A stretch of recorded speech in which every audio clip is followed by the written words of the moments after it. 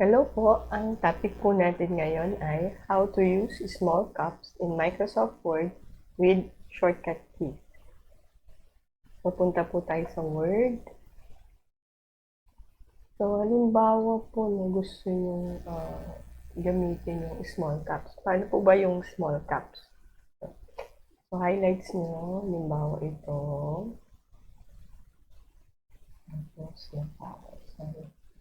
Tapos po, naka-center, kunwari.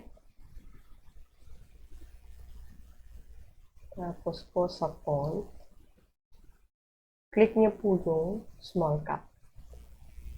Tapos, okay. So, mapapansin nyo po, no, na nakakapitalize po sila lahat. So, kahit po nakakapitalize sila, meron yung iba po, small po siya. Mas malaki po itong H, mas malaki yung U, yung S, ganun. So, yun po yung use ng small caps, no? Bawaan po natin. May shortcut key. Tingnan niyo po, no? Kung kumparahin nyo. Ito pong 2, dahil naka small letter po siya, pag in-small caps po natin siya, maliit din po siya na nakakapitalize. So, yung shortcut key po niya,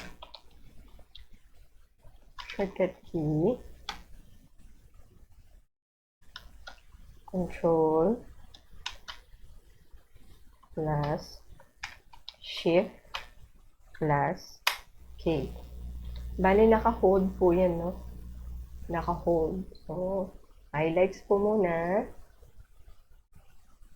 Tapos po, Control, naka-hold po siya. Shift, naka-hold din po. Tapos, K. So, yun po. Nakita niyo po siya. Naging small caps na po siya, no? Yun. So, kung gusto niyo ibalik sa dati, andun nyo lang po. Or, ganun din po. Control Shift. Okay. Yan po. Okay po. Sana po ay may natutunan po kayo ulit sa akin.